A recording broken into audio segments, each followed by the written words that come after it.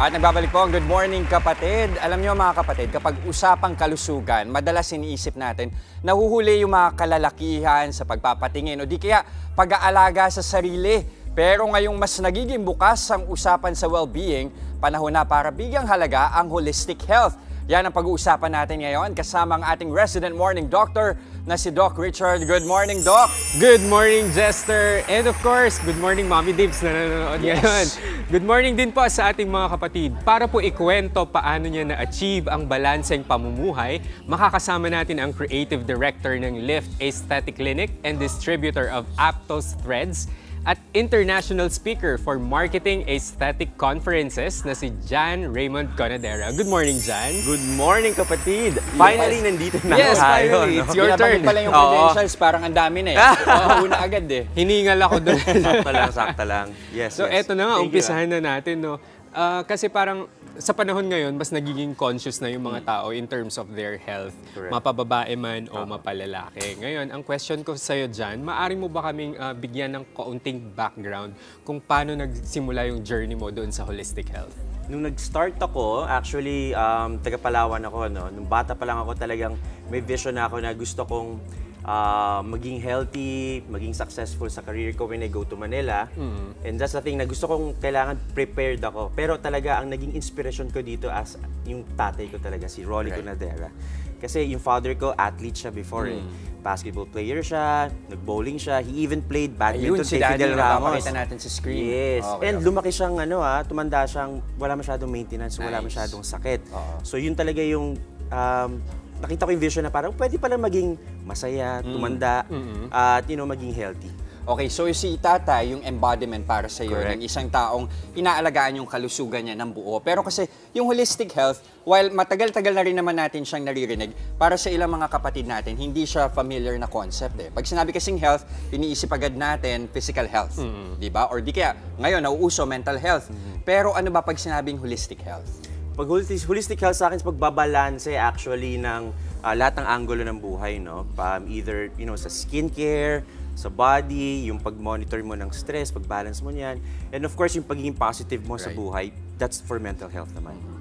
Pero speaking of balance, ano yung mga practices na ginagawa mo sa araw-araw para mapanatili yung balance sa iyong katawan, sa iyong isip, at saka sa iyong emosyon? Well, ang blueprint ko dyan talaga is number one, I do really good skincare. May mga gamot kami sa Lift Aesthetic Clinic na ina-apply ko every morning, every night yan. So also, I also visit, the clinic for procedures and non-surgical for my maintenance. No? Let's say these are, non-surgical procedures for anti-aging, for rejuvenation, and to improve my looks. Well, number two is healthy diet and exercise. So in a week, I work out 5 to 6 times a week ako. Mga 1 hour ako every time. That's my me time. Wow. Sipag. That's energize. Yes. Na-energize yung katawan ko din. And also, nakakapag-isip ako ng maayos when working out. And number 3 is yung I socialize. That's my therapy pala. No? So I talk to my friends on weekends, catch up kami. I share my, yung achievements, yung plans. Also, iwas ako sa chismis. So pag kwentuhan ako ng chismis, ang ginagawa ko, tumatawa lang ako. I-block mo na agad. Ano ko, ibang tao na pinag-uusapan. Oo, tama. So sabi ko, pag naka-feel ako na, chismis yan, tatawa na lang ako. And kaya siguro ganun ako mag-isip eh. Positive yung outlook ko sa Very buhay. good mindset. Pero nakarelate ako dun sa sinabi niya sa working out kasi pag nag-workout ka, parang yung utak mo lumilipad, nakafocus doon sa task at hand. Yes. Kumbaga, nawawala rin yung stressors mo in a way. Okay, pero tumatanong ko sa'yo, minsan kasi madalas nagkakaroon ng misconception o stigma kapag ang lalaki ay masyadong focused sa kanyang holistic health. Ano ba yung sa tingin mo ibang mga misconception pa sa pagdating sa mga ganitong classic ng lifestyle? Well, of course, very common dyan yung pag sinabi nilang pag masyadong banidoso o masyadong ma-lifestyle, nakakabawas daw ng pagiging lalaki.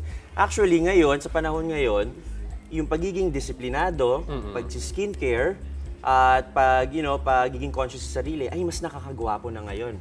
So sa clinic namin, sa Lift Aesthetic Clinic, nasa 55 to 60% ang mga lalaki sa lobby namin or yung mga clients namin, no? Kompleto to with, sari-sari. May politicians, may mga celebrities, may mga young entrepreneurs sa mga LGBT. So, ito, sila, they really take care of themselves Right. to do these procedures. Saka sabihin lang natin, green flag na dapat yon kasi nagpapakita yan ng disiplina, saka Correct. proper choices. Saka, Yes. bakit hindi mo gugustuhin na ang isang tao ay inaalagaan yung kalusugan niya? Ibig sabihin, mas mababawasan din yung poproblemahin niya pagtanda niya. Tama. Also, ibig sabihin, hindi rin ibig sabihin na maggastos ang pagiging holistic. Actually, makakapili tayo ng mga, mga mure. Pagtakbo sa labas, pagluto sa bahay ng mga masustansyang pagkain. Yung pagpili natin sa araw-araw na less salt, less sugar, yun actually makakatipid Basics, tayo no? dun. Yeah. At saka syempre, di ba, very demanding din sa trabaho mo. Sobrang dami mong ginagawa. Sobra, Doc. Rich, Oo. if you've noticed yung travels namin with Dr. Cyril, I think in a month, nasa ano kami, average namin will be 2 to 3 travels, or at least like we try to monitor na our lesson na, no? And then we have Wow. clinic, and then we have Yes. distribution. We train doctors pa and facilitate for Aptos. So that's very hectic. Pero the thing is, pag nasa zone ka na pala ng ganito, hindi ka hihinto eh. Talagang kailangan mong go lagi. Talagang lagi ka dapat prepared. And doon pumapasok yung holistic planning. Ito yung pagbabalanse ng lahat. Kailangan physically, mentally, and kailangan pag nag-show ka sa client mo, talagang full energy ka, hindi ka Right. mukhang pagod. Oo. Yeah. Pero how do you sustain this healthy lifestyle? Paano mo siya nagagawa? With this, binabalanse mo talaga? Of course, Personal oo. life? Siyempre, number one dyan, disiplina. No? Ako may rule ako, I call it like the 80-20 rule. Oh. So yung 80-20 rule na to, it's 80% healthy yung kinakain ko. And then 20%, ito yung mga pang-reward na sa akin. Reward So na. 80% ito yung high protein, moderate carbohydrates, Fiber. kailangan mo ng yes, fiber of course, fruits and veggies, and then yung 20%, ito na yung pag na-reward ko na yung sarili ko, nakapag-workout ako na maayos, kumain ako na maayos, pwede na ako kumain ng konting lechon, pag may event, patikim-tikim lang. Right, Hindi naman bawal basta in moderation, Yes. di ba? Saka gusto mo Cheat yung meal ng mindset. konti. Oo. Oo. Yung mindset mo is reward. Di ba? Correct. Oo. So At- before ko makuha yung 20%, kailangan at least like 80% makumpleto ko na yun. And I work out 5 to 6 times again a week. 1 hour lang yung kailangan nyo. In last nito is, I socialize and be positive. Yun naman. Pero ito, bigyan mo nga ng idea mga kapatid natin. Meron ka bang specific routine? So ano kaya yung mga lifestyle patterns mo na baka pwede nilang kopyahin o di kaya paghugutan na pwede nilang gawin as alternative? Well, definitely, I love coffee. No? Every morning, I start with a good coffee, brewed coffee. Maraming benefits yan. It's good for focus. Ako, hilig ako magkape. Siguro nag-4 to 5 times ako. Limit ko na yun. Okay na ako. And then after... Kakatulog ka pa naman sa gabi. Oo. Okay. Kaya akong itulog yung kape. Ayoko kasi ng downtime. Ayoko Right. inaantok ako eh. And then, yun, workout, syempre, yun. And socializing, actually. Pero ito naman, let's talk about mental health. Yes. Yes. Paano nakakatulong yung holistic health mo doon sa mental health mo bilang isang lalaki? Well, syempre, masaya ako right now. Yung quality ng life ko, improve, mas energetic ako, mas ready ako sa mga challenges, at lalong-lalo na, I feel more confident.